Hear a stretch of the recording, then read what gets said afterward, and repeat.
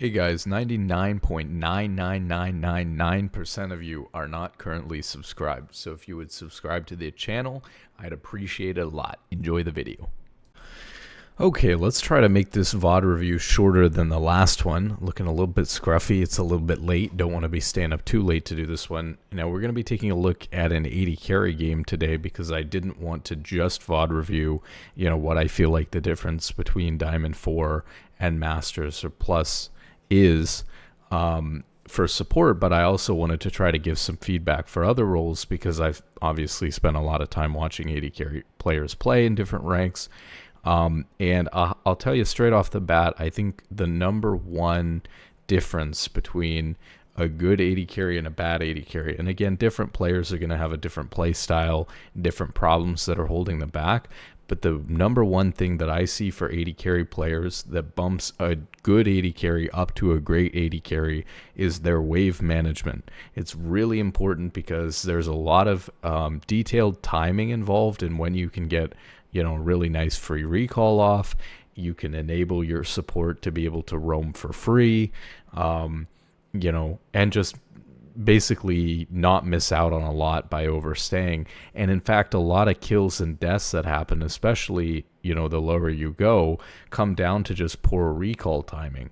And so it's really important that you can coordinate good recalls together bot lane, and it makes all the difference. So we'll probably see that in these games. I tried to find another generic 80 carry player. Apparently, Kaisa is the highest pick rate 80 carry right now, so I went with somebody who is playing and mains Kaisa. This guy is still grinding at this very moment. Don't know him. Best of luck to him. And he's currently sitting at D4 31 LP. He was high emerald for the past year, and so he spent a year and a half here between Emerald 1 and D4, which is pretty similar, and was Plat 4 for 2 years before that. These were when it was year by year. So this is 1 year, 2 year, 3 years. So this is the last split of his fourth year being between Platinum 4 and Diamond 4. And he is on, kind of an upward trajectory, and he's doing quite well this split. He's, in Diamond for the first time probably, and he's got near a 60% win rate, so he's probably doing a little bit better actually than your average 80 carry around this rank. But I think he's a good example. I try to look for games that are close to try to see how the mistakes that are made could impact, directly the outcome of the game, make that a little bit clearer for people. And you don't want to pick a game where somebody's too far behind, because then you're just picking an off game from the person, which isn't really representative of how like D4 players play. You don't want to pick a game that was too free, because then there's not really a whole lot or as much to get into. So two games stood out to me here in his match history. This one where he went 14 and 10 and 15, but still managed to win, because obviously this is a game that's going to highlight both him doing well and also him doing poorly.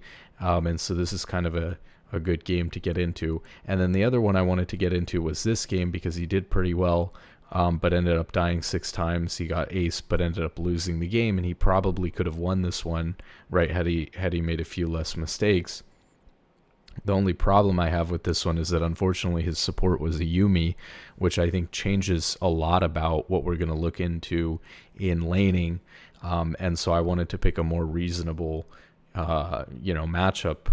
And so for that reason, we're going to take a look at this game where he went 14, 10, and 15, and hopefully it'll highlight a lot of mistakes that, 80 carries in this rank are making, but also show a little bit of the good. Oftentimes 80 carry is such a mechanical role, and like I said, it is difficult to improve a lot mechanically when you're moving from D4 to Masters. But I disagree with the narrative that the changes that you need to make are too hard or are really minor. The whole point of these VODs is to show that actually there's a huge discrepancy there between D4 and Masters Plus, and it's really easy to see and to point it out when you see like a high elo player talking about and thinking about the game and looking at the way that people are using their abilities and playing the game at this rank. But with that being said, for the 80 carry role, oftentimes there are a lot of D4 AD carries who are good enough mechanically that if they just had a few simple improvements, better rotations, better macro, better wave management, a few things like that would actually compensate for so much of the problems that they're having in their games that it could propel them and they'd be like a fine low masters AD carry. So I feel like AD carries, the threshold for mechanics is already so high by the time they get to D4 that unlike support, it's actually possible for like a D4 AD carry to potentially be playing at a master's level by making maybe even less adjustments. And so, you know, let's get into it and take a look at this game. So we've got Kaisa Braum versus Leona Syndra. The Syndra matchup's a little bit weird, but you know, we gotta look at some games. You know, so we have an advantage here in the lane because Braum is going to counter Leona. But we are a little bit outranged by Syndra. And while it's not super commonly played, in my opinion, Mage bot does have kind of an inherent advantage over AD carries bot. Unfortunately, that's just the way that it is right now. AD carries in general, right? We're being pretty generalizing a lot about this, but in general, I think, you know, the top mages are just outperforming AD carries right now in bot lane. You look at champions like Brand, Karthus, things like that are doing really well in bot lane. So I like this here. A couple of things about this. You know, I like standing here because, as I said in the support VOD review, I think that support should always stand closest to mid. Pretty much always, because they have the most ability to impact a fight level 1. Support's usually going to have way more impact level 1 than their AD carry. And so you want your support closest to the middle as they can be, you know, practically in a solo queue game, which usually means here, you know, or here, so that your support can react to anything like that, and then for the support to move. So I don't like that the Braum was kind of hovering same area as Kaisa, I think. But if you're AD carry, because of that, right, I like to give my support that spot.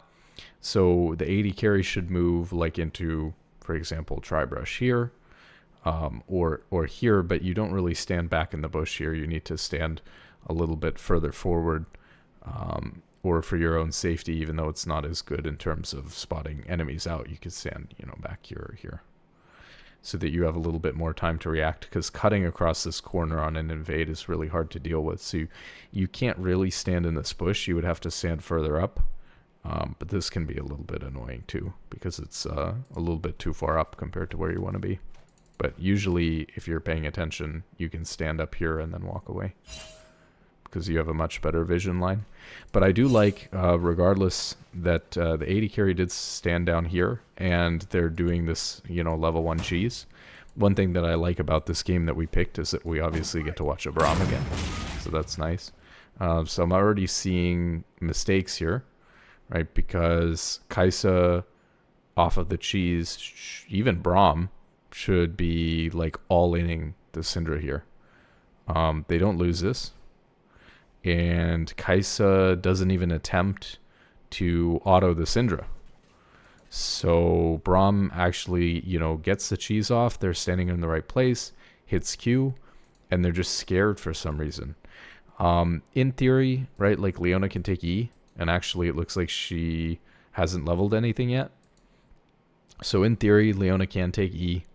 But E is a lot weaker for Leona, even if she does take it level 1, because it's so much longer cooldown than Q. Leona Q level 1 is actually really hard to deal with. But in general, if you're Braum Kaisa and you're looking at their Syndra or their AD carry or whoever walking up like this, and you get passive off by hitting a Q like that, that's like a big opportunity to play really aggressive on that. And the fact that we didn't even walk up and get one auto in is not optimal. And then the other thing, right, is if you're not really willing to cheese because you're scared of Leona or something like that, you should recognize that. And then instead of playing for this, you can just play to get a, you know, push on the wave. And so now the wave is basically even. Although Leona has actually, oh, maybe this is why. Kaisa just pinged that her ping is 137. So actually maybe she backed off on that because she was lagging. Leona actually wasted a Targon stack though. So potentially. Oh, he's just standing still. Maybe this wasn't a good game to watch. Oh my god, he DC'd. Well, there you go. That's the problem with D4 players. They need better internet, I guess.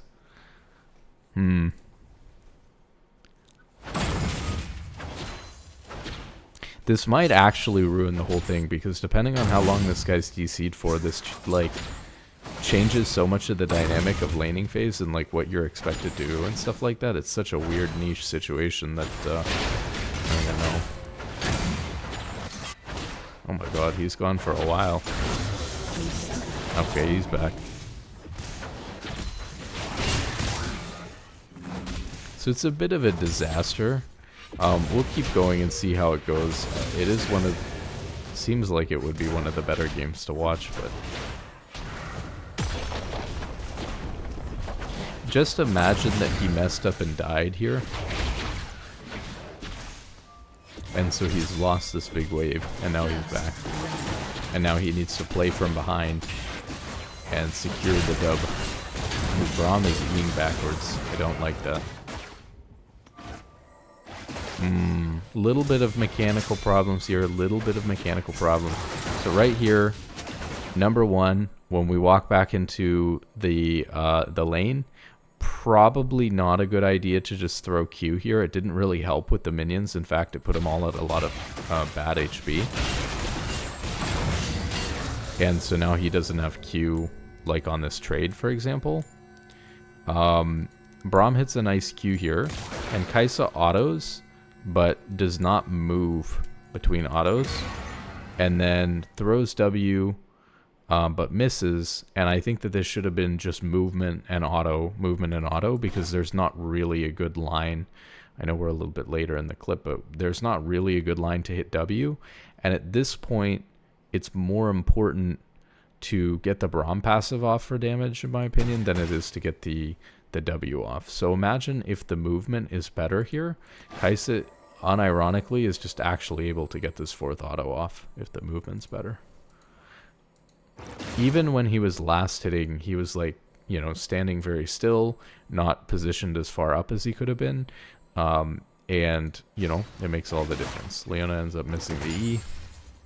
Obviously, given what happened here with the time lost on W and stuff like that, I'm not saying he should, like, sprint at them for the fourth proc of Braum's passive, because he would get stunned by Leona, he would get EQ'd by Leona, so it's good that he did not overchase that, but not good that he wasn't in a position to capitalize on that in the first place. So right here, this right here is mismanagement of his Q, right? So if he's standing a little bit over here to the left, he's going to be able to hit Q onto Syndra isolated, because Syndra was further to the left than all of her minions. But instead, he's actually closer to this minion than he is to Syndra. And so he fires his Q completely into enemy minions instead. And not a huge fan of that click back here, because Braum's already tagged Leona up.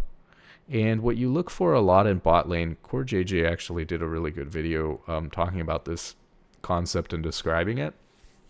When you're trading in bot lane, really what you're looking for is you've got a 2v2 situation, and oftentimes you have two people lined up, and then two people lined up, and they're dancing parallel to each other. But what you're looking for when you have the ability to trade is this, like a triangle, where you have a 2v1 situation and the other person can't really respond very easily. Obviously, this is like a Syndra, so it's a little bit of a different dynamic, because she can hit you like with E, right? Although right now she actually happens to not have Q, but...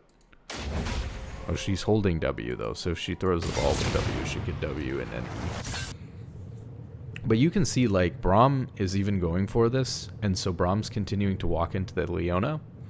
And I think that the Braum is correct to do this, because you have this triangle here where the Syndra can't really respond to both of you at the same time. And in fact, she's pretty much like unable to do a whole lot. And let's say she throws W stun, she has nothing. And there's no way when you're full HP on Kaisa that you're going to lose to a half HP Leona and Syndra when Syndra has no abilities up for 50. So we get a lot of misplay here. We got to go back because it was too much. So good Q. We're walking up. Dodge the Syndra Q. Kaisa messes up her Q. Braum gets the auto off to keep the passive up on the Leona after his Q. And Leona drops the ignite on him. Kaisa does get an auto off on the Leona, but then Kaisa autos this cannon minion right here instead of stunning up the Leona. So that's really bad. Then autos this minion, this melee minion, instead of autoing the Leona to get the stun off again. And Braum flashes away, but Leona is actually able to flash forward into Braum and kill him because she never got stunned. And so Braum lives here 100% of the time after his flash if Kaisa just doesn't auto minions twice. The other really unfortunate thing about this is Braum gets his passive off as he dies, but the passive dropped. So Leona sat on 3 stacks walking into them and even flashing into them the whole time, and he just doesn't proc the passive. So you can see, even in terms of mechanics, there's a lot of little details that Diamond 4 players are maybe messing up on sometimes, let's say, or not as consistent on. Not a big fan of this ability usage here, because obviously we're going to play this out, but when we get back here, oh man. Again, I think the W is okay here because it's practically a guaranteed W, but I would continue to auto for the Braum passive, but you're going to get it anyways even if you W, so I don't mind it as much. I don't like this Kaisa Q here. Even though it's hitting both of them, your goal should be to burst down Leona first with the Braum passive, because now you're letting Leona get into melee proximity of you and stun you with Q. Oh, actually, Leona doesn't get Q off anyways, so that's very fortunate, right? But if you don't take the time to Q here, you can just auto Leona and walk forward at the Syndra the whole time, and Leona will never get in range of you, never have a chance to auto you, never have a chance to stun you with Q if it comes back up. And then you can save the Q for when you chase down the Syndra and you're out in open territory over here where there's no minions. So he's probably going to pick up the double kill, and he does. But it can be cleaner. And that makes a big difference because, like, Hecarim is here now, a little bit late. But imagine Hecarim happens to be like a second earlier or something like that. Now you're in a lot of trouble. Oh, we've already messed up. So you do have to shove in this wave. And so he's in a bit of an unfortunate situation in the first place because he has to shove in this wave. He has no wards. Let's put this vision back on, by the way. He has no wards. He has to get this wave in so that he can recall. So he's in a pretty dangerous spot here, unfortunately. So right here, you flash, and the Hecarim knocks you backwards towards your turret. Instead, he E's, but his E's useless, or not as efficient, let's say, because he's running away from Hecarim. He's not strafing straight towards his turret. In order to escape this, you need as much distance as possible, right? The only thing that you have to gain distance away from Hecarim is your flash and your E. And if you're gonna E and then run down away from your turret, you're wasting your E basically. And then half the time he's using his E, he's getting knocked away by Hecarim, and so the movement speed isn't taking him where he wants it to for half of the duration of the E because Hecarim's just E'ing him away. You can flash and redirect the Hecarim E so that it pushes you away, but now he should just be dead, and now he wastes flash even though he's dead if he flashes at this point because he messed up. And so now he just dies for free and loses his flash. And then pings Hecarim, even though he could have played it better. Nice.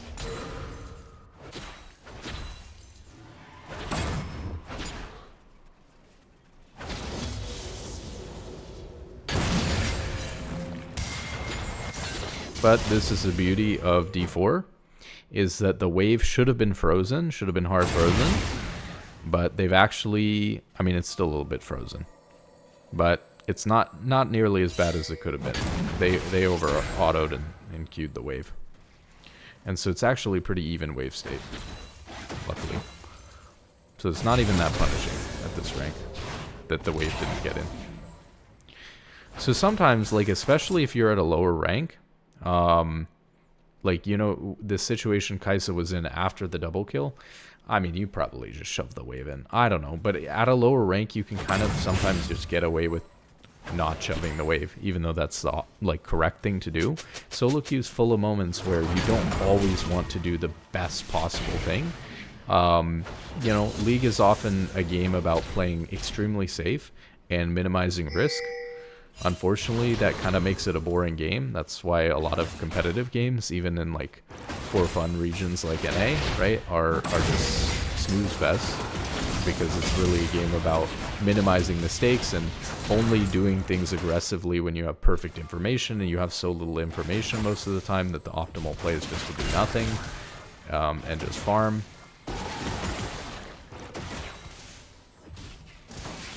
And if you're playing a champion where you have to do too much early and you have to take those risks, then you're probably drafting bad, unfortunately.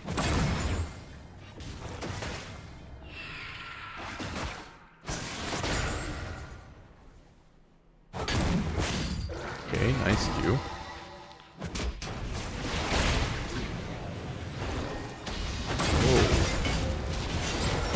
So I don't really like this click backwards. We'll watch it again here. And I mean, I know this is going to sound ridiculous, but this is a fairly obvious Syndra QE. Like, what else is she going to do in this situation, right? Like, Braum is catching them, and she's hit with Q. Obviously, you QE across this, right?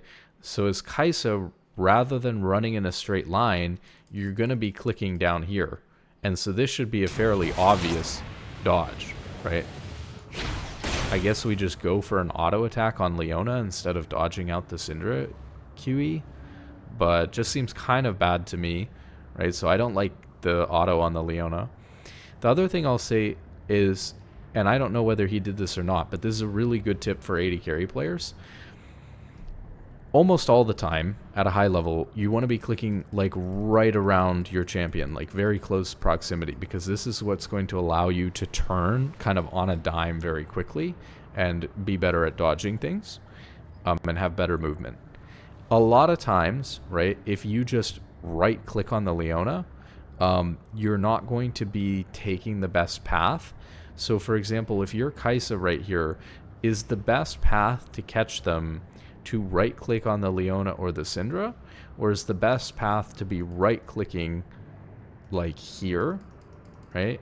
You want to be moving in this line, but you actually don't want to be right clicking here. You want to be like clicking down here, and then you can make that decision like, okay, I'm going to click down here and dodge because it's obvious she's about to QE, or I'm going to keep moving forward because the line I want to be taking is this.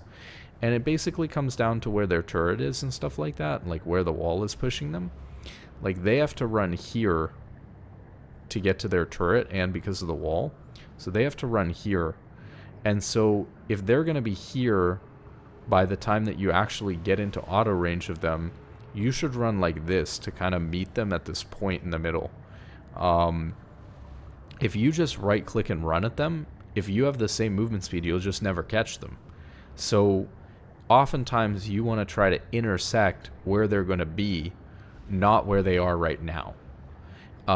It's, you know, there's a same concept actually if you're playing soccer, which is if you're playing defense, you don't just permanently run at the ball, you run to where the ball is going to be. So if you're playing defense and you want to cut somebody off, you don't run to directly attack the ball, you run between where they are and where the goal is, so that you're going to cut them off.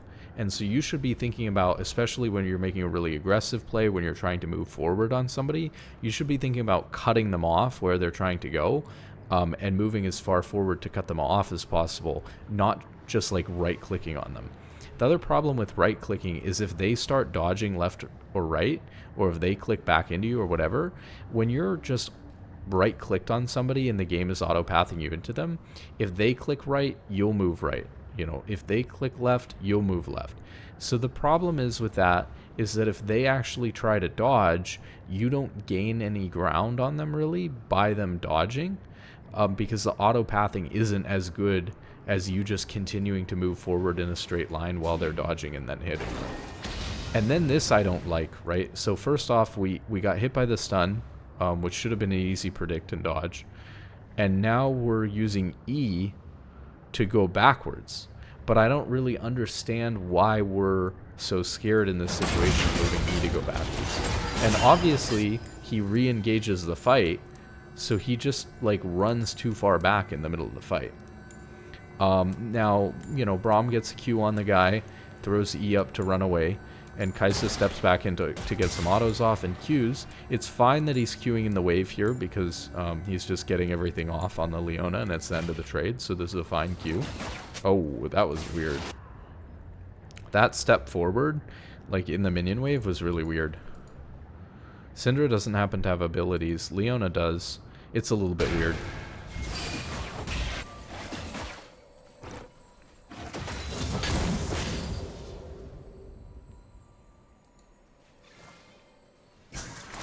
This is okay. I think his positioning's a little bit back, but it's okay.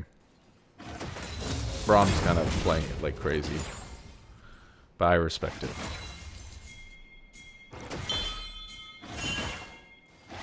Part of the problem is we do have to respect enemy jungle, right? Which we can now see. And so, you know, a lot of what we were going through when we were looking at like the Braum, you know, in the last VOD review, when we're looking at support, is we were talking about, this is good recall time, right? This is perfect wave management. We managed to get the wave into the turret. We're scared because their jungler is bot and our jungler's moved on to top side. So we just take the recall and get, you know, cement our gold lead by refreshing our items, you know, and spending our current gold. And then we sprint back to lane in time to not really miss much of anything. Maybe we would miss one melee minion or something. We're not even going to miss this. Maybe to the turret if we don't W. Just W the minion, W the Braum held it like a Chad for him. He didn't need to.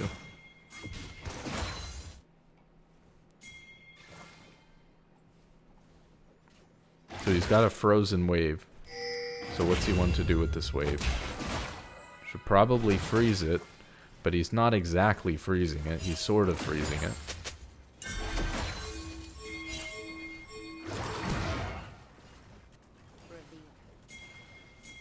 Blue team has slain the dragon.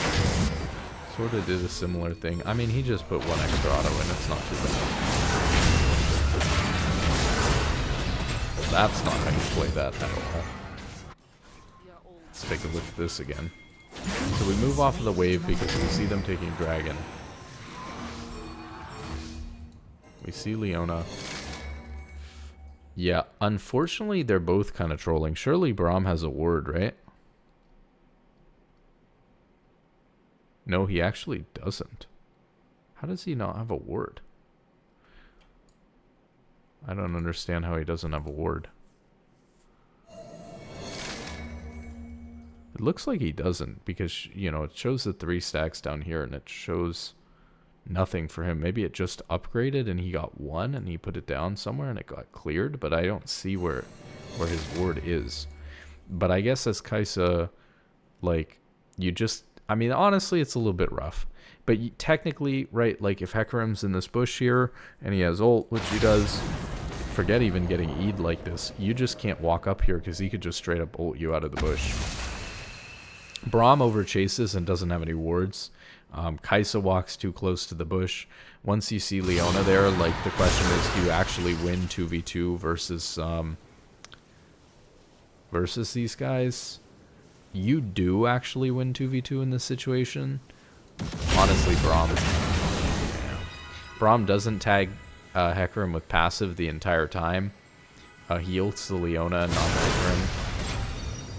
And Kaisa just kind of dies. So Braum really misplays this a lot. And definitely misplays it more than... misplays it more than the Kaisa. But you just can't walk up like this at the end of the day. Whether Braum plays it right or not, it's really dangerous to just walk straight into the no vision on the bush. So when Braum doesn't drop a ward here, you have to wait. So bad spacing on that one. And then we're losing a wave, we're losing a plate. That's kind of unfortunate though, to be honest. Like if Braum plays it better. Okay, this is actually really good. Let's take a look at that again. That was really nice. So one of the things we talked about in again the support VOD review, which I put out yesterday, is that when you come back into lane, don't give them free information on where you are, right? And in a lot of cases, not only don't give away where you are for free, but I really like to fight right when I'm coming back from lane. You're ahead in gold, even if you're behind. And I don't even think this Kai'Sa's like behind the Syndra. Yeah, I mean, the Kai'Sa's up. The Kai'Sa's actually down like 200 gold. But even if you're, even if you're behind, like let's say this Kai'Sa's down 200 gold, this guy's sitting on 690 gold unspent. So what happens here is you can create this discrepancy where, this guy just... And it's really just because he gets tagged by a sick W from Kaisa here. But this guy is like needing to get his base off. And he's trying to shove and get his base off. But Kaisa is just able to find a really nice engage on the guy with W into ult. And this is a really good fight because now you've got the guy isolated. You're full HP and mana. And you've just gotten your recall off. So you're actually ahead in gold on the guy. Oh, he actually messed up Q again. We can look at this. But it's a really sick W, and obviously it's pretty free, so he manages to just chase the guy down and get the kill. He messed up Q again because he actually pulled Q too early right here and ends up queuing these two minions instead of like being patient and waiting to Q, up here. Looks like this minion followed, so maybe he would have ended up hitting one of the minions anyways. Either way, it doesn't really matter. Oh, actually, Kaisa had to flash to chase this down. So, honestly, I'm not sure that if his Q would have been slightly better, because that one minion would have followed and ate part of the Q anyways. So I'm not 100% sure, but honestly, Kaisa might not have needed to flash if... wait, where does this come from? Like a spectator bug? I mean, he obviously TP'd back to the turret, but... So yeah, Kaisa might not have needed to flash if he hadn't have wasted his Q. Yeah, that looks like some sort of spectator. Or maybe it was like just on the cusp of red side vision. Honestly, I would have liked to see them recall, because let's take a look at this. Oh, it's a little bit weird because it's bugged. They tried to take the plate, which would work on a normal timing window against a normal 80 carry, but when their 80 carry has TP, you can't take any plate if they're going to TP right back. You just need to recall as soon as the wave hits as soon as the wave is like guaranteed to fall into the enemy turret, like in their support can't hold it or whatever. So you like walk the wave in and then leave. So I think they get caught here. Again, it's a little bit of an unusual overstay because it just happened because of Syndra's teleport. But regardless of Syndra having teleport or not, it's still a mistake, right? Where they get caught overstaying. But this happens all the time to 80 carries, and this is kind of one of the problems I wanted to get into. I'm a little bit surprised we haven't seen him mess this up at all yet, except for this teleport thing, but that's a little bit unique, right? Is we were talking about wave management being so important. So you're recalling when you get the minion wave all the way into the turret, but the question is you have to have a really good sense of timing of, can I take a plate and how long exactly can I stay in lane? And it's not really something I can teach you. I mean, you can give me examples. I can pull up VODs and we can look at specific examples, and I can tell you whether I think we can take 1 plate, or we can take 2 plates, or we can take no plates, right? But at the end of the day, it's just kind of a timing thing that you have to get used to. It's going to depend on a lot of factors. It's going to depend on the death timer, which is based on what level they are. So if, obviously earlier into the game, if they're a very low level, you don't have as much time to hit the turret because they're respawning and coming back in very quickly. Also, for the first 5 minutes of the game, turrets have like fortifications that like reduce the damage they take from auto attacks by like 50%. This is in the first 5 minutes of the game. So that plus low death timers makes it almost impossible to take a plate within the first 5 minutes of the game, especially bot lane.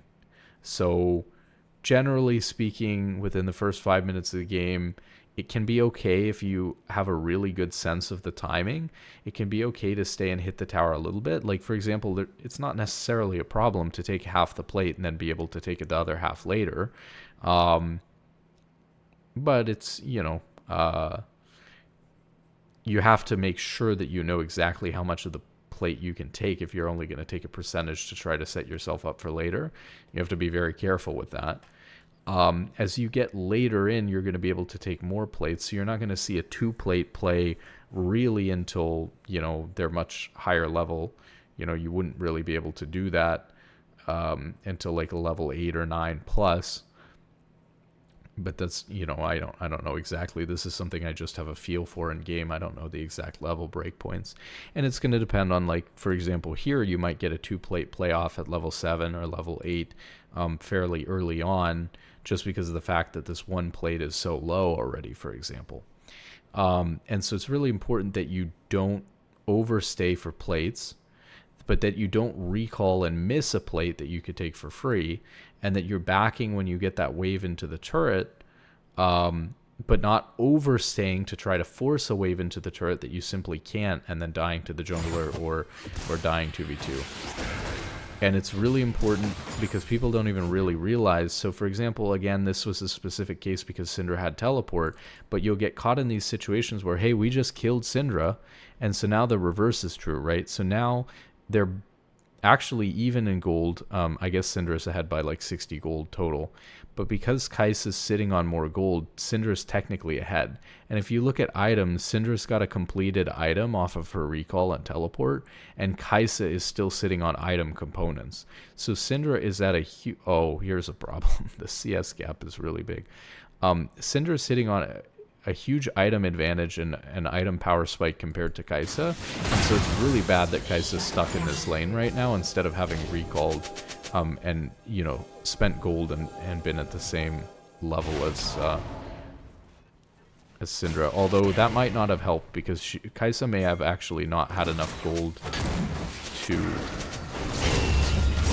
Kaisa may not have had enough gold to complete item anyways if, I guess, Kaisa's item is...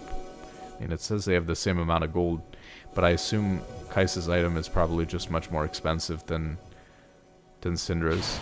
Oh, plus Kaisa doesn't have free boots, whereas Syndra has free boots, and Kaisa has a dagger.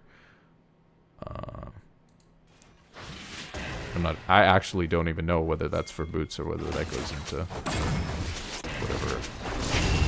Not going to comment too much on the 80 carry items, to be honest with you. You guys can figure that one out. Okay, so this is a little bit weird because Braum's playing, and he's been doing this the whole game. He's playing super aggro. I'll say the same thing I said before.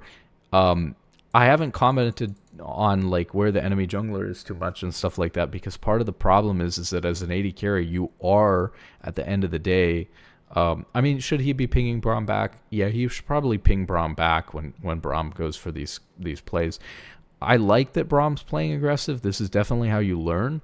But the problem is that Braum's playing so aggressive all the time that he's opening them up to a lot of ganks, and he's not doing a particularly good job of like warding either. Like their rivers, I guess they have Lily in the river, upriver, but you know what I mean? Like, just in general, the Braum's played aggro like 3 times when enemy jungler is Mia. I don't know what to say about this. Honestly, Brahm's kind of trolling a little bit. So I don't like that Kaisa walked up so far. But on the other hand, remember how we talked about those triangles, creating these triangles. Brahm, by walking up this far, put himself into a really bad triangle because we didn't realize Leona was in the bush.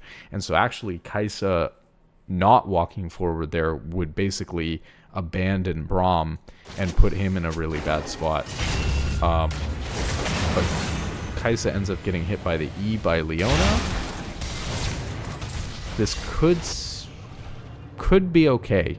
It looks really bad. It can be fine if Brahm uses E to block Syndra ult. Otherwise, they're in a bad spot. Ooh, yeah, they might be doing it. Oh.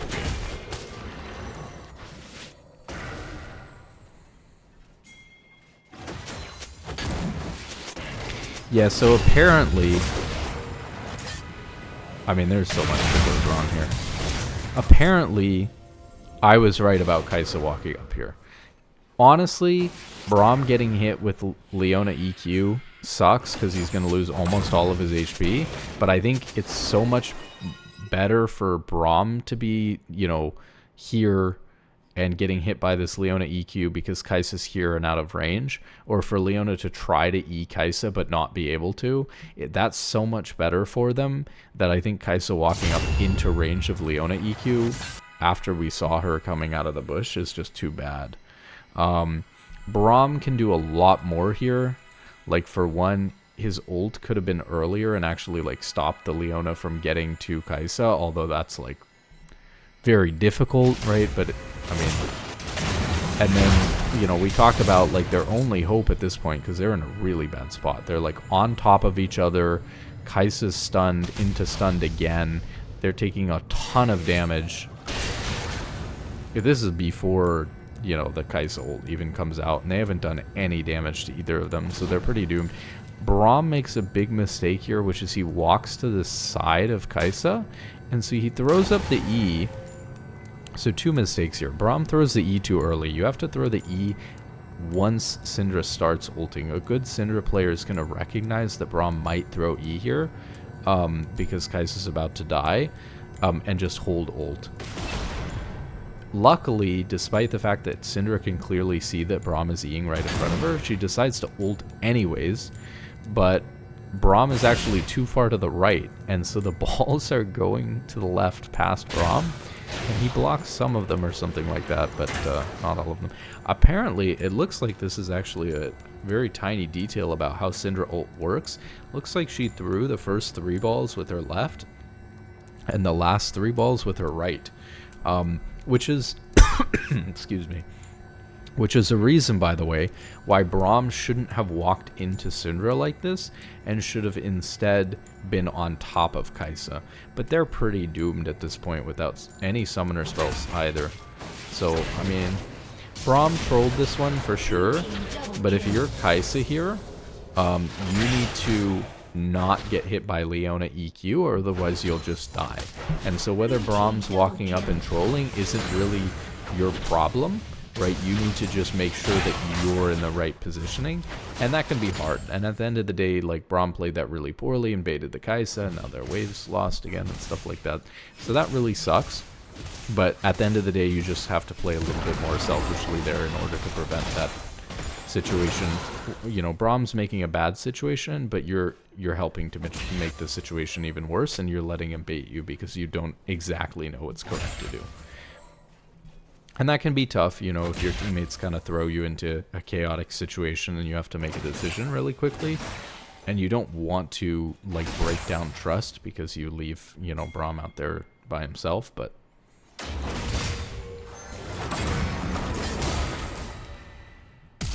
okay, so they found Leona, but she just flashes away. I will say, kind of bad auto spacing. So, let's watch here.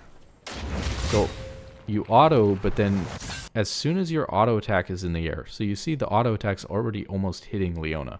As soon as your auto attack is in the air, you can start moving again. And so you can see Kaisa doesn't move at all. Between this auto attack, he just stands in the same spot. Then he walks, but not even in a straight line at the Leona. He kind of walks over to the side. He does this, and so he only gets one auto attack off before he's just out of range. And the thing is that, like, legitimately here, if you look at the situation, if she had gotten that extra auto attack off from her spacing, they would have stunned Leona over here. And would Leona still live? Probably, but they could have actually chunked her, like, significantly if she gets stunned here, because, you know, Lilia and Braum will be able to, and Kaisa will be able to just completely unload everything on her. I don't even think Kaisa got Q off there, because after she lost auto range or whatever, she just completely lost the ability to do that. I'll also say not only the auto spacing, but you can auto and then Q, because Q is basically the same range as auto. So there's no reason why this shouldn't have been like an auto Q auto from Kaisa, but he just doesn't even manage to get his Q off at all. Okay, we failed the dodge on the Syndra stun. So for example, if we had immediately cut back a little bit quicker, we would have had a successful dodge. Or if we turned on E, which he did, and then ran, just continued going this way, he would have made it. I mean, this is a little bit whatever, but anyways, he gets tagged by that, loses half of his HP. Waves coming in.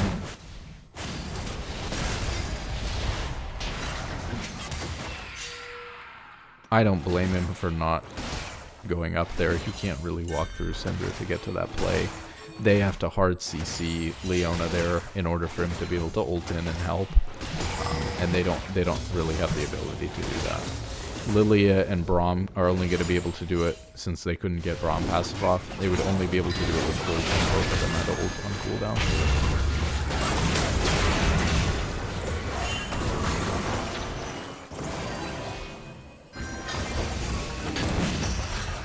Totally fine. Should be hitting the plate. Should be hitting the plate. If we're not going to hit the plate, we should be recalling. Should be recalling. What a mess.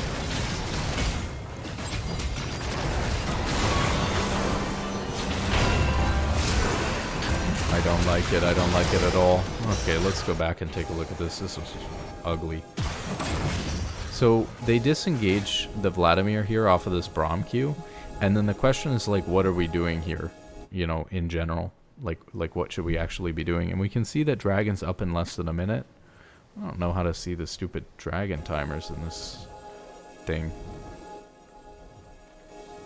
That'd be a way to do that. Sweeper's gonna give me a bit of the big C, if you know what I mean. Oh, let's see. Surely there is a way to see.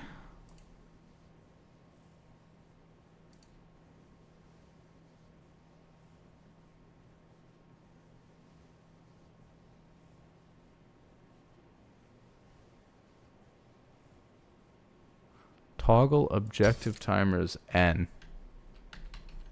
That didn't toggle objective timers.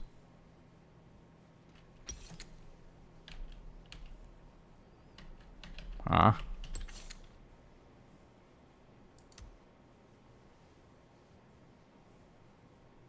So I guess that's because I have something else. So can I bind it to something else? Like, what does this do? Does it show it now? No, that didn't do anything either.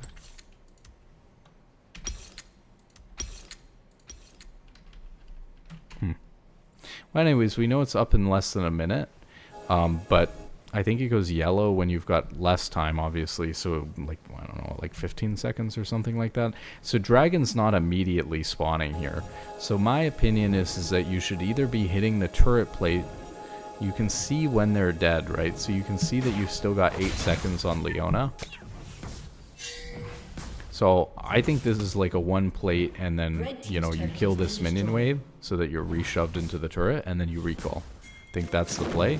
Oh, actually, Dragon's right about to spawn. So then the other thing you could do is, rather than recalling, is you could take one plate, shove the wave, and then move Dragon with your jungler, who probably maybe wants to come to this Dragon after doing camp or two while waiting for it to spawn. So there's a couple of problems here. So for one, I don't actually like going mid here.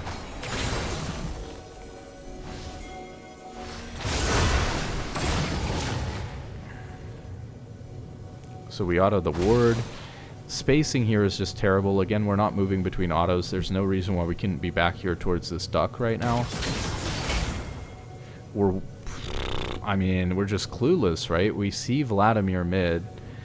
We're actually clicking forward into the Hecarim, even though he's well within our auto attack range. So you don't need to move forward on this guy at all. And then we're moving forward into Vladimir, and we don't need to move forward into Vladimir either.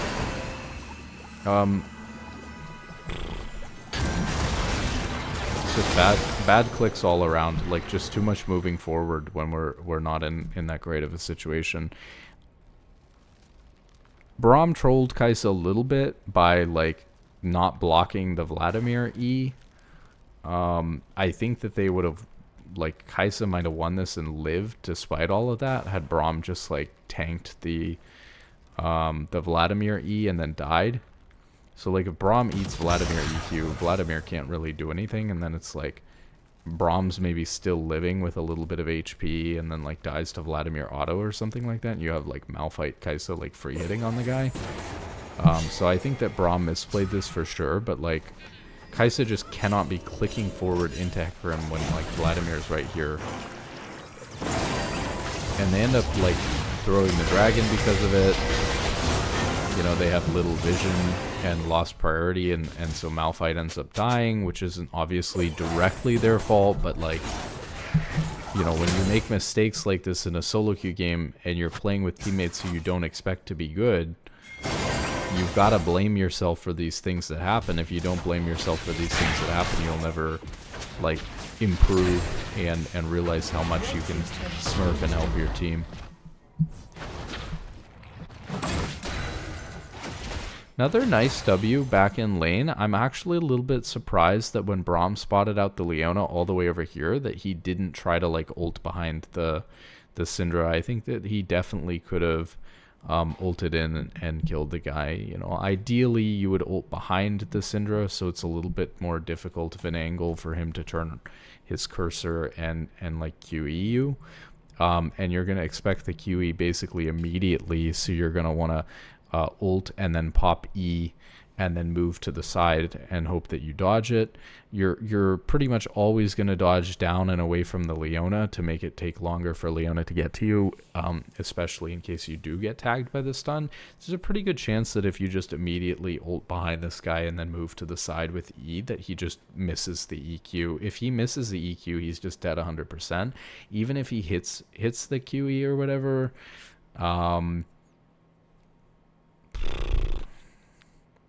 it's a little bit hard to say what would happen if he hits the QE, but probably you have enough time to recover. Maybe you just get one shot, I don't know. But I definitely think there's a world where you just assassinate the Syndra there for sure.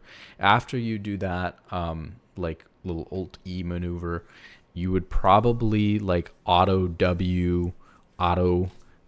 you know, something like that. You got the opportunity to get the isolated Q, so it's probably like an auto W, auto Q. The reason why it's that is because you want to take the W while you're, like, at close range, close proximity with the guy, and you're only gonna in this case, because it makes it easier to hit, or I guess you could actually hold the W until the end. But I mean, like, Leona's going to come if you hold the W. You're playing to burst the guy. So, like, technically, W's nice to hold until the end of some trades because it's the only ability, like, that you can use from such far range. And so if they, like, get out of your auto attack range, even if you're spacing properly, then you can W after they're out of your auto range, potentially get the kill. But if someone else is there to block it, or if you need to burst the person, you've got to use the W earlier. And also, if you're in close proximity to the person, it's easier to hit the W. So the reason why I say in this case he should, like, auto W auto is you want to make use of the time between the auto attack animation and you're trying to play for the assassinate Syndra if you ult on this before Leona walks over to you. But I definitely think you, like, auto W auto and then pop an isolated Q onto the Syndra, and as long as you don't get hit by stun, you should just straight up kill the guy. Even if you get hit by stun, I think there's a chance that you kill him. So that's why it seems like a good play to me. they're getting caught over here. Let's back this up and take a little bit of a look at what's happening, like with the wave and stuff like that. Okay, so he like finishes off the wave and moves. In some ways he's moving a little bit late, but that's just a result of not having good cryo on the wave.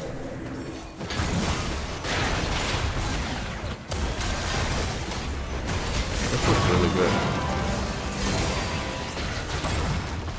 Oh my god, how did they... What? How are they not killing them all?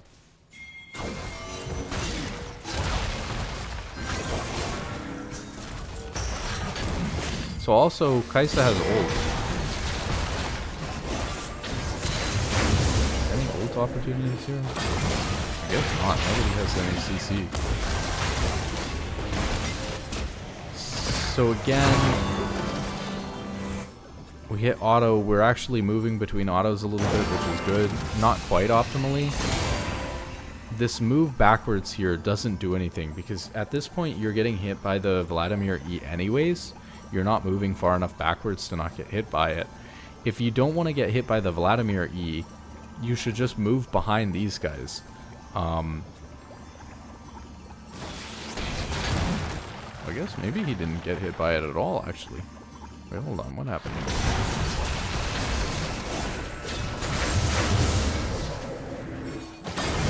But I mean, they should be so doomed in this situation. Like, somebody on the enemy team has to die for this.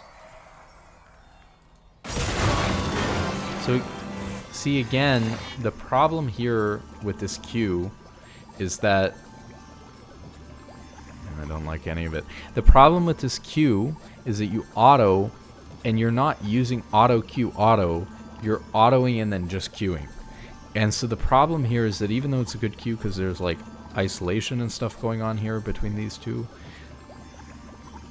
you're really close to stunning the Leona. Yeah, in fact, she's on 3 hits again. So Vladimir doesn't have his heal yet. Like, you're telling me that if you don't just keep clicking forward here and stun this guy, that you don't just like kill Vladimir and Leona? And like Vladimir doesn't get anything here, you know, towards Q on his, you know, passive being charged up. I mean, I just think that this backwards click is so bad. I think that if you stun Leona by either throwing auto again instead of throwing Q, and recognizing that you need to be queuing between your auto attacks, not as a replacement for an auto attack, because it's inefficient. Especially when you're looking at a Leona who's in a really bad spot with 3 Braum stacks on him. You have to get that auto. So that's one thing you can do. And then you're running away from the Vladimir when you're full HP, and they don't really have anything and they're in a really bad spot. And so even despite queuing there and missing the auto onto Leona, you could still stun him up and position yourself basically behind the Vladimir to kill Vladimir as well. By just continuing to walk forward there.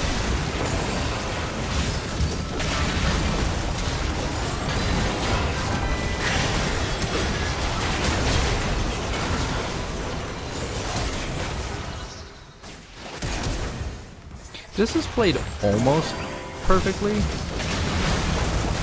We can go really slow and nitpick a little bit here.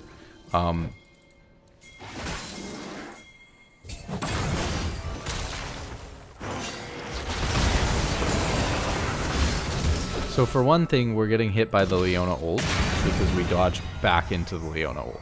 I don't know why we dodge back into the Leona ult. It almost looks like Kaisa like pops E and runs back into the Leona ult as Braum starts ulting because she's almost scared that like that Braum ult is gonna do something to her. So she doesn't get stunned by it, but she gets slowed and takes a bunch of damage from the Leona ult.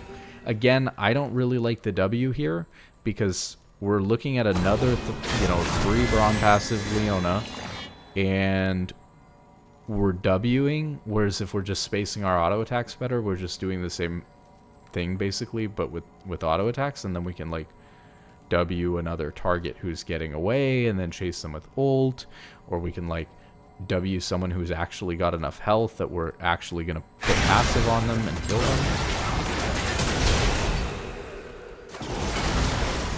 We like Q this guy when he's got no HP. So see what I mean? Like imagine if we have W here. Like if we just don't W the Leona, are we not killing all 4 of them here? You can't tell me that like if we go back here and look at the tail end of this fight where you have Syndra and Vladimir up. Even to ult into the middle of this.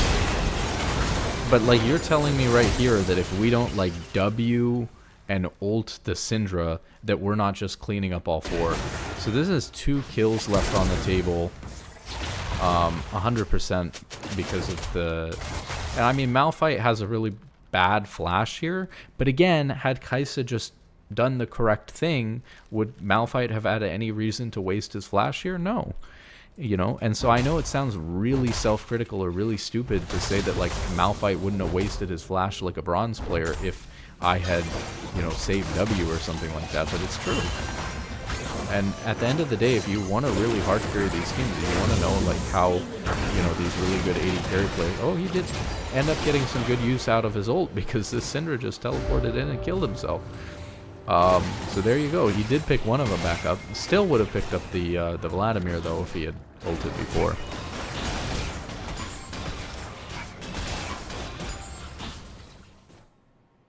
So now we basically after this fight. They pick up the dragon, and he's overstaying a lot here. Like, not great tempo, because now he's picked up the kill on the Syndra. But I don't actually mind the overstay, because he's overstaying in a very safe spot, and he's able to crash this wave into the turret and deny it to the other team, and stockpile even more gold for himself. So it's a very solo queue overstay. It's not like a great tempo play or anything like that, because it's a little bit slow on the recall and to use that gold advantage. But honestly, I kind of like the greediness and the selfishness. They end up getting these guys anyways. I was gonna say there's the, you know, scenario where it's not so great is they go for a play mid and he would have been there if he didn't greed for that wave and instead just recalled right after dragon. But you know, it's totally fine.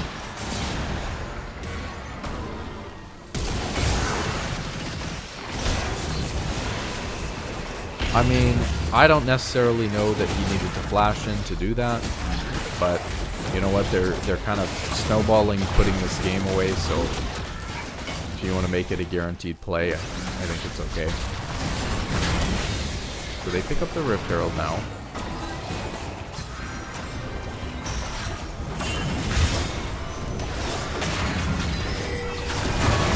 Honestly, we might have picked a guy who's like, I mean, we'll look at the team fighting. We might have picked a guy who's the opposite of most AD carry players in D4, and maybe this is one of the reasons why he's finding so much success. Really, the only flaws I've seen so far in this guy's gameplay are kind of micro, you know, like moving between auto attacks and like little things about his ability usage and stuff like that. But to be honest, his wave management, like where he's moving around on the map and stuff like that, for the most part has been pretty solid. You know, so maybe I didn't pick a good VOD. This guy, like I said, I think is the biggest problem for a lot of AD carries in D4 is this bad wave management, overstaying on waves, greeting for turret plates or not taking a turret plate when they can. It's that kind of poor timing and wave management that's costing them a lot. Honestly, this guy's done a pretty good job, you know, of like, you know, getting this wave here and then you know, coming mid into Herald here is what he should be doing because his bot tower's gone. There's nothing to play for bot side with Dragon down. So like him running mid here towards the action, you know, and then playing through mid to get Rift Herald, all very, very nice. And then, you know, their fight is going to break out here, so we can talk a little bit about the mechanics of this fight. See what happens here. Pretty decent, actually. Like, he spaced pretty far back here. That's actually pretty good in this situation, I think. You know, because you've got an Alawi. He waits for this Vladimir to get CC'd by the Bramble and then steps forward to actually deal with it. You know, he walks up into a position where, you know, he's pretty close to Alawi, but then he kites backwards, recognizing that Alawi is still a threat. She gets CC'd. Takes out the Alawi with the Braum passive, Moves on to the Leona, who's now like 1v3. Leona fails the flash. Boom. Simple, easy cleanup onto that guy. Honestly, you can't really complain about the way that he played that fight.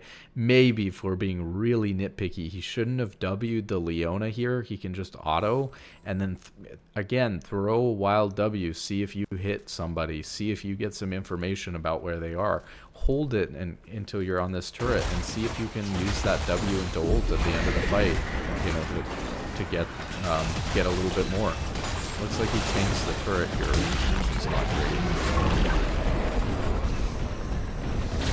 Malphite knows how to use Rift Herald. You can tell that this Malphite knows how to use Rift Herald and right-clicked immediately when he got into it.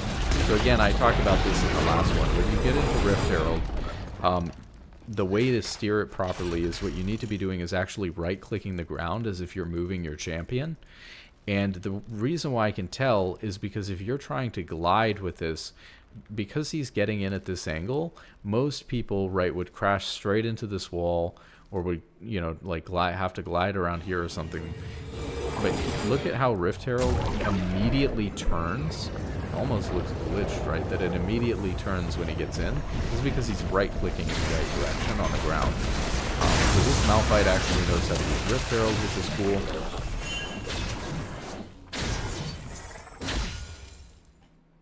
Maybe he is one of the few subscribers watching my Braum VOD review from last time. Perhaps. Perhaps not. Okay, so we recall after the fight, we get our gold advantage, and we decide to go top and take Krugs.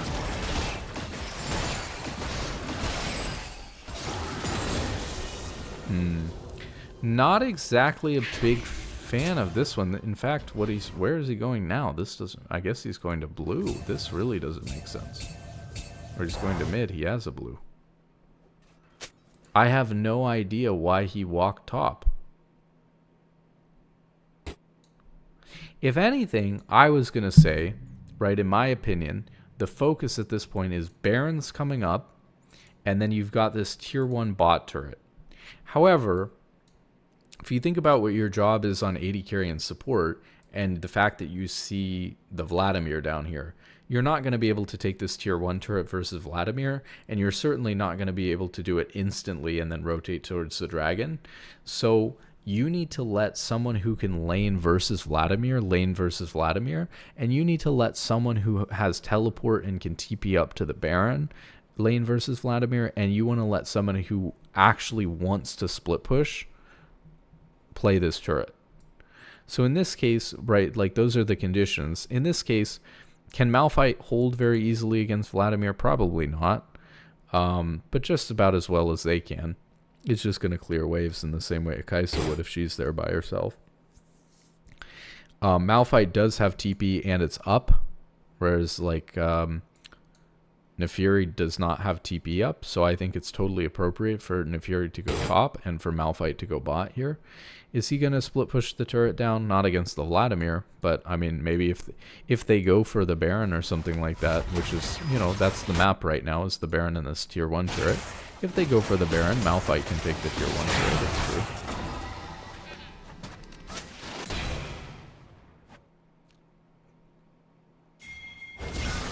Oh wow, this is really good though. So yeah, it's definitely correct to come mid, but I don't know why he went top and then just like took Krugs and then went mid first. I don't really understand that. This is really good though. We talked about this in the last one again, that your job on support is to move to these situations. But we see him doing it on AD carry, which you don't see a lot of AD carries taking the initiative to do this, and it's really, really good. So what we're talking about here is in the late game, really what's happening aside from, you know, getting the basic lane assignments right and moving around the map correctly, is that you're looking for two things. Where is my most overextended teammate? like our most vulnerable teammate? How do I move to them to protect them? And where is their most overextended player, and can we move to them and pick them? Because solo queue is very chaotic. It's very easy to never have to 5v5 the enemy team if you're really good at picking off the enemy team. And in this case, it is an Alawi, right? So he's pretty confident because, you know, it's an Alawi and he's got a lot of healing with ult and stuff like that. But we see Kaisa, I think, making quite a good play, but we'll see how it goes. And moving up towards the Alawi.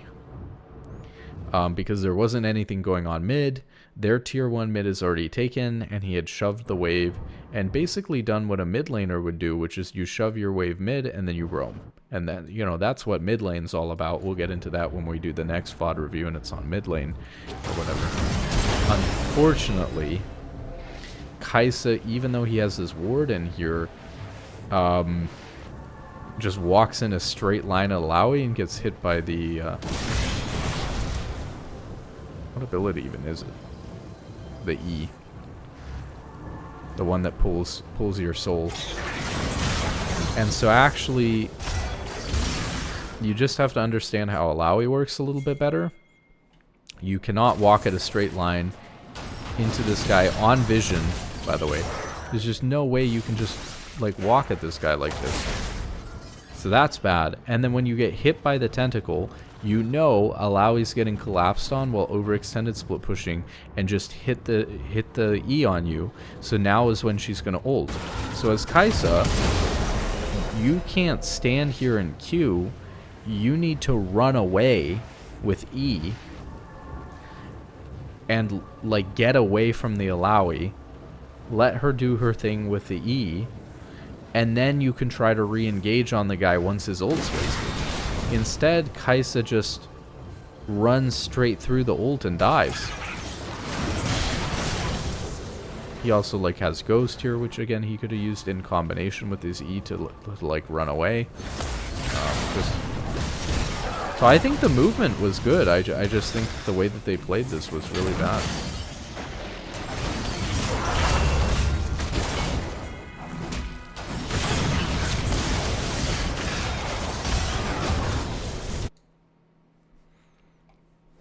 Okay.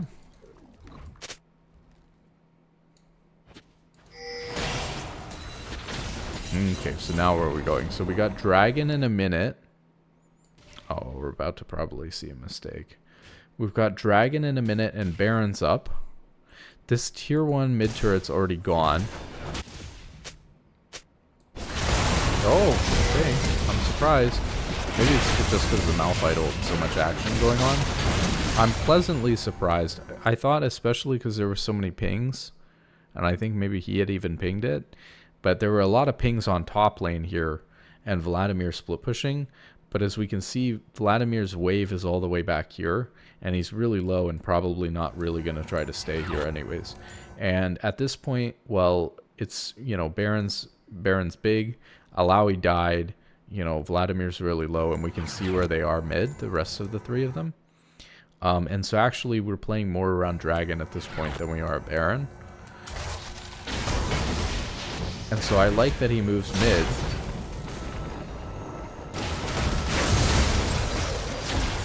Good movement here, actually, between his auto attacks. Again, though, I don't like that he just W'd at the start of the fight.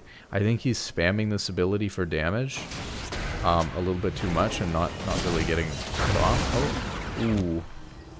So he does get the ability to ult. I was going to say part of the problem with using his W is then he didn't have W to chase with ult again.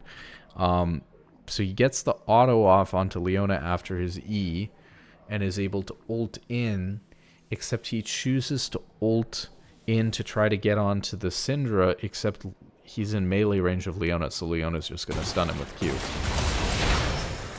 Actually, he's really fortunate that Leona does not get the stun off quick enough, and he's able to take out the Syndra, but I'm telling you that this was basically all done wrong. I think that he should have, right here, he should have ulted in, so he can ult off of his W, he can ult off of the Braum stun here onto the Hecarim. So I would have ulted in here you know, like here or here, either way, because you get closer to the fight immediately, to help kill Hecarim and Leona and join the fight as fast as possible, since your teammates are really low. Like, you don't want to risk Braum dying here by not ulting forward. And then again, he's thrown W here just to do damage to the Hecarim, but if he has W here, now they're in this open, you know, chase down onto the Leona and the Syndra where they're just completely routed. So again, having just autoed the Hecarim to death, or having ulted in already, well, if you've ulted in already, the W doesn't really do a whole lot on the Leona here. But either ulting in to secure that Braum's going to live, although he lived anyways, so maybe it's not good, or holding W and autoing the Hecarim to death so that you can W in the chase down here. You get the auto here, like ult like over here, or like over here, or like here, although this is probably not worth ulting at such a short distance. This is really greedy though. This is really greedy. It's just unfortunate that Leona, for them, that Leona reacts so slowly. But they get the chase down, but now Alawi's behind him, doing the Leona E actually tags him right at the end, right as Alawi's coming into him, so that's a bit unfortunate. But his E here versus the Alawi is really bad. He needs to move away from the Alawi, obviously. I mean, pretty straightforward, right? So the only other person on their team that's alive is Vladimir, and Vladimir's probably like over here or something. So I'd say, since you're just going to die to the Alawi if you don't move away from the Alawi, I'd say your only option, your closest escape route, you know, your best path, because you can't run into the turret, and so your best direct route away from Alawi is to E and then run this direction. Instead, he E's and he runs this direction, but he's like curving around Alawi, and so he's, you know, barely making any distance from the Alawi by the time he's not invisible anymore.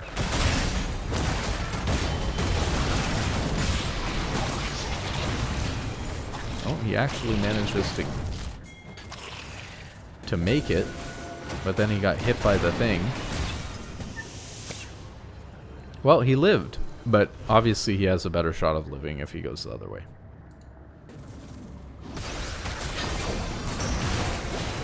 So obviously you're just going to recall here because he's really low. They're still playing for this dragon though, and obviously it was good that the chase down happened. There wasn't a whole lot that he could do with the Alawi, you know, kind of TP flanking behind them. Wasn't a whole lot he could do to preserve his health here.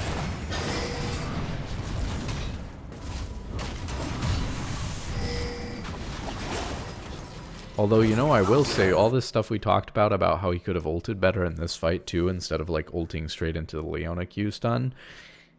If he had done that, actually, he wouldn't have gotten hit by this Leona E at the end, right as Alawi was coming into him, and then Alawi would have never been able to get onto him. Only reason why Alawi was able to get onto him, even with the TP flank, is because he was CC'd right in front of Alawi as Leona went down. If he had killed them more efficiently, just literally that was like 1 split second more efficiently, he wouldn't have lost all of his HP to Alawi, and they wouldn't have lost the dragon like this, because he would have been on the map with their whole team dead. This is a bit of an unfortunate dragon where, you know, they have advantage and they killed a bunch of people on the enemy team, but they basically just all have to reset, and they're all low, and so they can't contest it even though they have numbers. Kind of sad. Let's see, what do I think about this? I think that this is actually pretty good too. So off of base he came, and, you know, again, we were talking about this, he's backing up his furthest up teammate and his most overextended teammate. Wow, this is really good too. He's even pinging the guy to be careful, right? Because now all their team can be coming. And again, we're ignoring this tier 1 bot turret because it's probably best to let, you know, Nefuri and Malphite, in this case Malphite, you know, split push to get that turret for free. And obviously, since Dragon's gone, Baron's the only objective that's up, so we're playing, you know, we're playing for the Baron.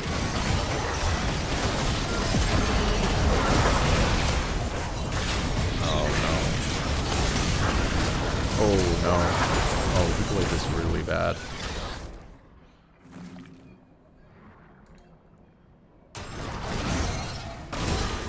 I don't know if I like leading with W, you know, again, but I think it's okay here.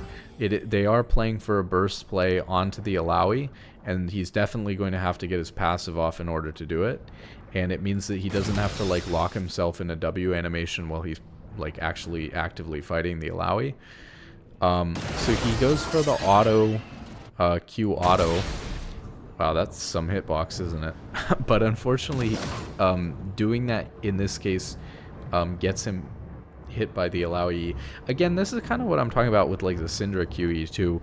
A lot of times, you know, you see this player, and when he is actually like optimizing his damage by using all of his abilities and weaving them in between his auto attacks, which you do on Kaisa, he's not recognizing that in a lot of cases what you need to try to do is dodge first, then deal damage later. And that's a huge part of playing AD carry, is that you've got to dodge first, deal damage later. In this case, again, this is the second time they've taken this fight on Alawi, you know, Nefiri and Kaisa 2v1. He needs to dodge the Alawi E, and again, if he doesn't dodge the Alawi E, he needs to immediately exit the fight. In this case, it's a little bit of a different scenario, though. I actually think that with Nefiri, you know, full HP and ulting in on the guy and like playing full aggro on the guy, I actually think that it's looking like they can kill Alawi through ult here. Maybe I'm wrong. I mean, you know what I mean? It's actually looking like they're going to kill Alawi through ult. But instead of continuing to hit the guy, he runs away. But he's not really able to run away. And so recognizing that he might just die trying to run away here doing this, he ults back in.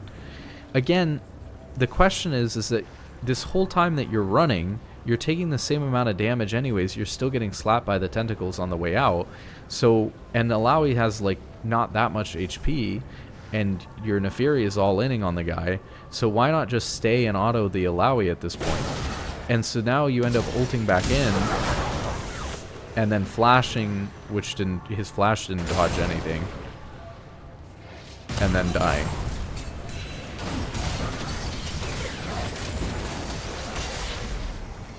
And then Nefiri's just barely not able to get the kill off. So this is quite a bad situation now, because now we've opened up a whole fight like this, and again, had we played mechanically better, we either, or in general better, maybe we don't take this fight at all. In fact, remember we said that Kaisa was just supposed to be hovering this guy, and had actually pinged the Nefiri back, which I thought was good, because their whole team could potentially come there soon, and they didn't have any backup. And now because you took this fight in the first place, and because you didn't play it well enough to win it, you're now opening your whole team up to both teams have just piled into this situation, and now what's gonna happen? It looks like they actually won it anyways. But like, let's say your team was weaker, or you were a little bit less fortunate or whatever,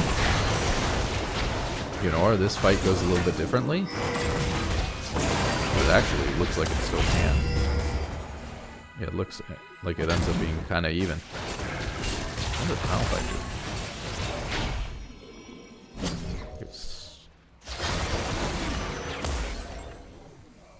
do. You know, you put your team in a really bad situation. There's definitely situations, games like this, where you make this same play and then lose Baron because your team's not strong enough to hold them at bay here. You're putting yourself at the mercy of how your team plays. And they are playing, like, obviously, they're not playing great. They're kind of playing randomly. Now they've completely goofed it. Okay, Nefiri's in. This is a good angle, though. So, like, his team was just barely enough to hang on in this situation to be okay when he respawned and got back to this play. But obviously this was like a clown fiesta where neither team really knew what they were doing. And so you're putting yourself at the mercy and the whim of your team.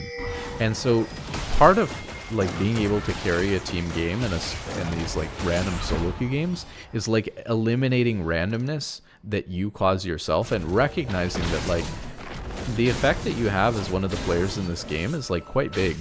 And you have this snowball effect that can happen where you make one play or one decision, and you don't play it just right mechanically, or you know, you take a bad fight or something like that, one thing leads to another thing happening, and you kind of, if you don't take control of the situation, if you don't play a controlled game, you mess up, and the more you have to rely on your teammates doing things a certain way to bail you out, or to make sure that your mistakes are minimized, the more reliant you're going to be on your team. So some players, right, are going to be more reliant on their team than others because they're making mistakes that are forcing them to rely on your team. And so you might say that, like, oh, I think I'm playing well, and sure, I made this little mistake or whatever, but like my team should just not do this and this and this afterwards. But you're not able to control your teammates, and you are able to control what you do. So you need to be figuring out how to be less reliant on your team, and not need your team to play perfectly or to play better, but just you play better. And then you don't put your team in a situation where they have to make up for your poor play.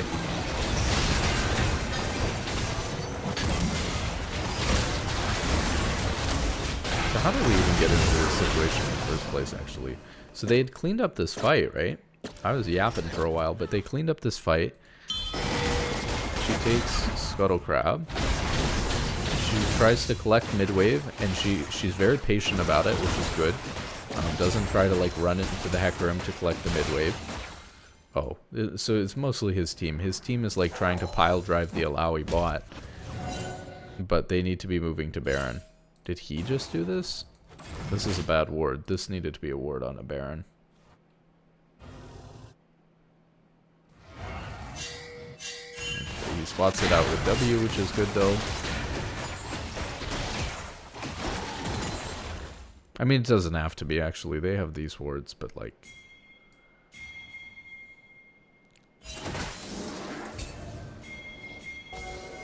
So the him and Braum are playing mid, which is good. And they get the pick on Alawi, but the other team tries to start Baron since Alawi died bot. They have a lot of people bot. But they're not going to be able to get onto it, so they just stall them. So he's just playing the mid wave the whole time, which is totally fine in this situation. Again, we're playing around Baron.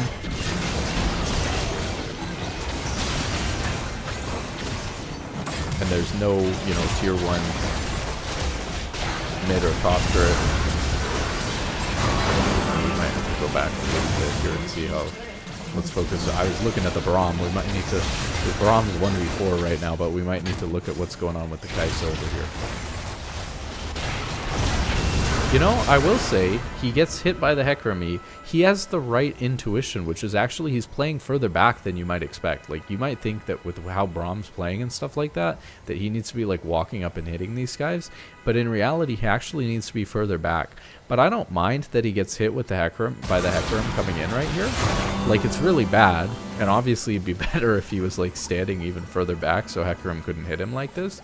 But he had the right intuition. I'm really impressed he had the right intuition about this. So he ults out, you know, secures his safety, gets as much damage off as he can onto the Hecarim, and that sets up, you know, this Malphite ult onto him to kill him. Unfortunate he dies to the Vladimir ult. But honestly, and I know this is crazy, I think he's done enough. I think this is, you know, there's a lot of situations on 80 carry. They're playing against the Vladimir though. There's a lot of nah, it's not, maybe not quite. Oh, it's so close. Oh, you gotta hit that. Oh, Lilia. Gotta hit that. It's not quite enough. Honestly, mostly just because of the champions they're playing against, like it's Vladimir and Syndra and stuff like that, so it's kind of hard for the rest of his team to fight. Honestly, he did, just by baiting all this stuff out, he almost did enough that fight that it was good enough to single-handedly carry the fight. This is another situation where it's honestly a pretty hard fight to play for him. And so the fact that he had the intuition to be careful of this bush instead of just walking up and hitting in the first place is great. And, you know, maybe next time he's more confident in that decision in a similar situation, and he actually stays all the way back and then plays the fight really well. But I mean, imagine if he's all the way back here and Hecarim has to go on the other person, or like comes in and flanks Braum or something like that, and then he's able to move up and actually play aggro here. It's like so much better. And obviously like Braum and them are like playing too far forward and not playing on top of the Kaisa and playing to field and playing for the missing member of the other team, which was the Hecarim. I guess they just like overstay mid randomly. Why is Kaisa? Oh, this is not good. Why is Kaisa queuing the minion wave? Shut down.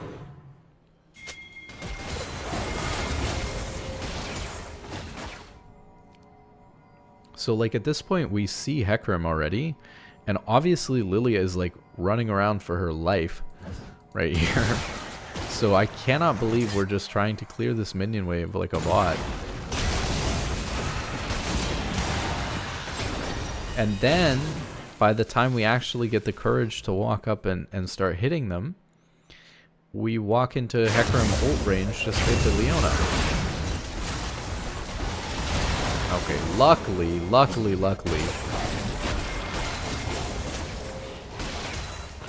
Braum is able to come in here and save Lilia. But then same thing here with the positioning, right?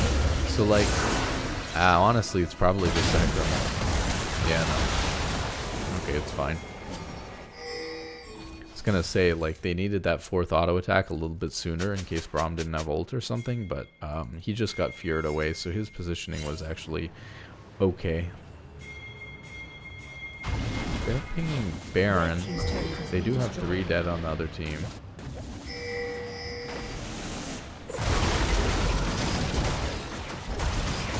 Yeah, this is a tough one. This is a tough macro call. I honestly don't know which one's better. In some ways, right, you don't want to give Dragon for Baron. You know, because they're getting close to Soul. And you know, you're winning and you're winning this situation and you don't want to like trade objectives 1-for-1. But on the other hand, you're playing against a very hard scaling comp in Vladimir Syndra, and you're playing Kaisa. So I totally understand that if you do Dragon here, you don't have time to do Dragon and Baron, so you're just getting Dragon. No way the other team just didn't do it. That's so crazy. How did Alawi not just do this while they were on Baron? That's crazy. Wow, they got really lucky. So apparently this is a scenario that exists where the other team just ignores the Dragon and doesn't trade it at all. And Alawi just recalls or whatever. So that's nuts. So they kind of get away with both here. But, I mean, it's only... What I was going to say is that it's only 3rd Drake if Alawi does it. And since they're not going to be able to take both, they really... Obviously, they prefer the Baron over the Dragon. I don't know what Alawi's doing, but... find the pick. Uh-oh, let's go back here. This guy's just messing up again.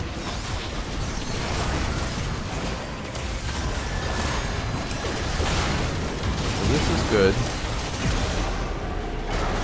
And he dodges out the Q. Yeah, good movement here, except this ult is too greedy. I guess we can't see whether he can ult the Leona or not, but obviously like a really good ult would be to ult over here. But I don't think that he can, because I don't know that Leona's been CC'd. I mean, I guess we could watch and see.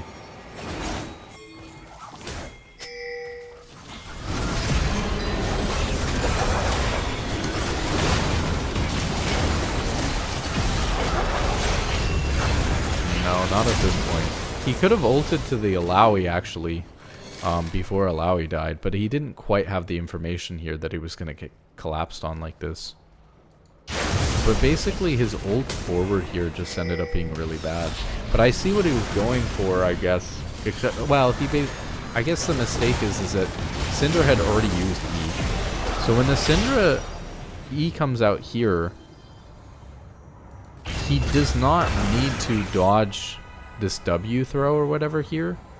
Like it looks like he's lining up like a W into E, but he doesn't have E. So there's actually just no reason to ult here. You can just like ult here if you want, or you can not ult at all. I think it's really good to just not ult at all. Oh, I guess he's trying to ult to block the Syndra. So just the Syndra ult. So just ult over here.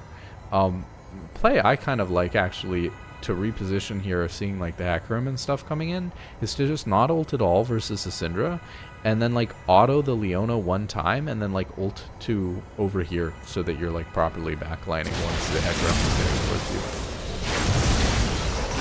So this ult obviously just like compromises his positioning to the point where he dies, but it's not too bad because like he's baited there. He traded for the Syndra, he burst down the Syndra, and he traded his life for like the whole enemy team's positioning being compromised to chase him down and finish him. So it's not that bad. So he obviously like did more than enough here, but you can still play this situation better and not necessarily need to die. And I think that's a really big thing on AD carry too, I'll say, is that, you know, obviously if you're playing AD carry, especially if you have a shutdown, like protecting your shutdown is really important.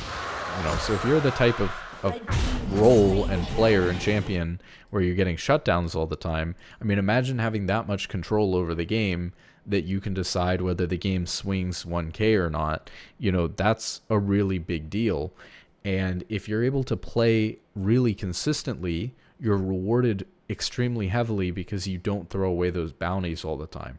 But if you're an AD carry player that dies just a few more times than somebody else because you're not consistent, and you're making the wrong decisions, or you're limit testing it a little bit too hard, right? You really get punished for not being consistent because you have those bounties. We see Malphite's like hinting for this turret.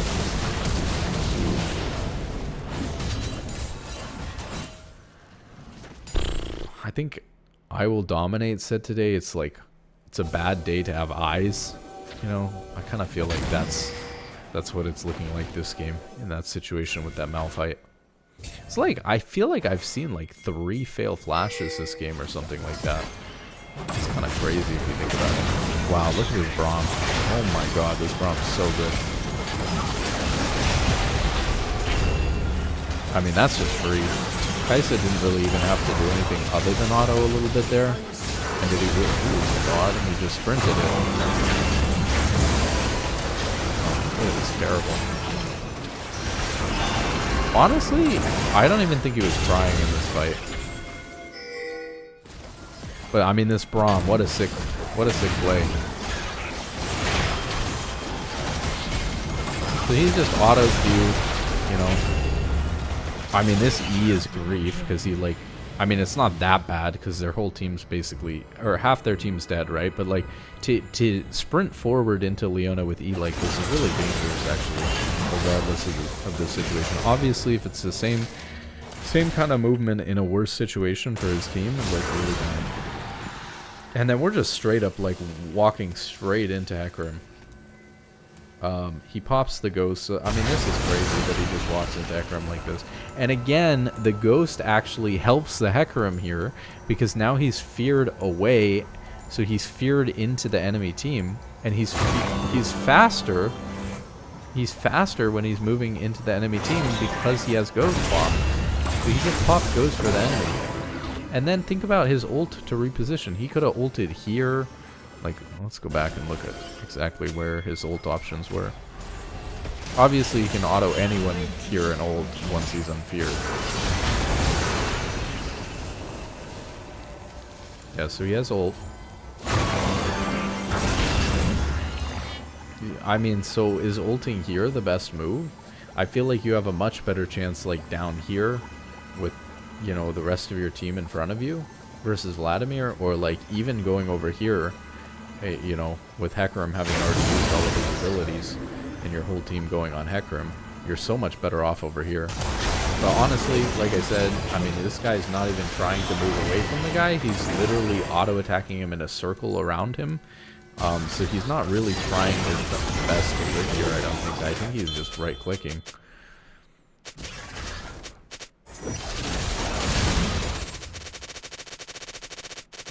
god. This guy might have some... Oh my god, this guy might have some mental acuity issues. Holy moly, this guy might be a little bit mentally ill. Do people really just ping like 500 times into the void? I don't even think like their team can see this, right?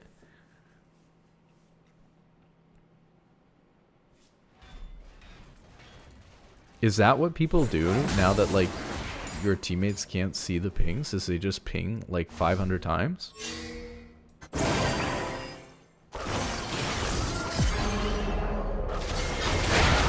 A little bit of an overstay it looked like for Nefiri, because I don't think he had recalled, but now his team's going to collapse on it and protect him. Nice. He's able to hit for free over the wall here. Oh, he's playing this too safe. Oh, help the guy, what? I do not like that. But now we'll go in. Oh, I don't like it at all. Yucky gameplay, yucky gameplay. Okay, let's go back. So again, like I said, basically Nefiri overstayed, I think.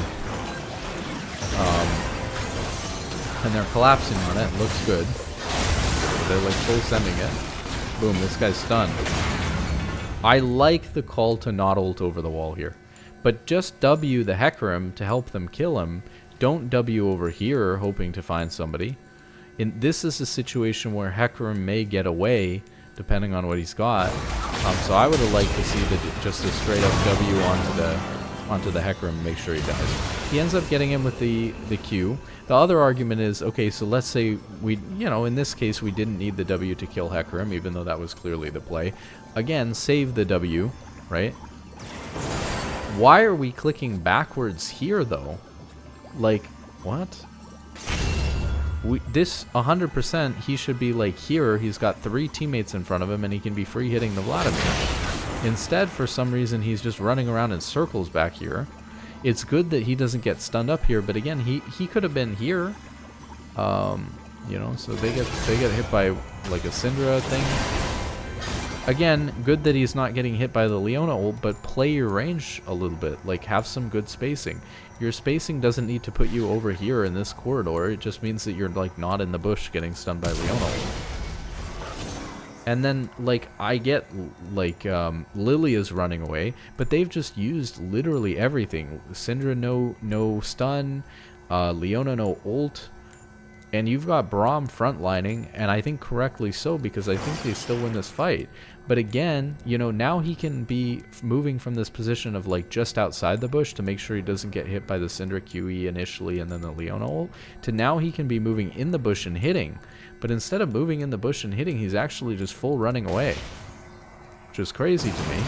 But he's sort of not full running away because he's turning back in, you know, to do something, but then he walks back over here but doesn't even auto them. So like if you're attempting to walk Braum out or something, like at least auto them and throw abilities at them instead of just like AFKing. And if you feel like you're abandoning Braum and trying to leave this situation, why are you walking back and forth like this, putting yourself in potential danger? So I feel like they just basically hung Braum for no reason. And then instead of leaving after this play, he decides to basically 1v3 it. And it's like, if you're going to 1v3 this situation, why not just fight with Braum when their abilities were on a longer cooldown, when you had somebody in front of you and you were completely safe? So then he ends up ulting back over this wall, but then the Syndra gets Zhonya's off and he ends up trading 1-for-1 with the Syndra. I just don't like the way that he played it in general.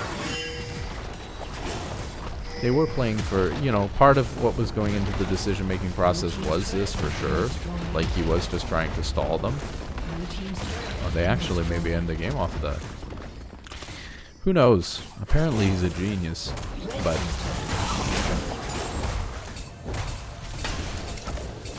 honestly, not that great of a game to VOD review after having watched it. You know, I didn't pre-watch it or anything like that, so I didn't know.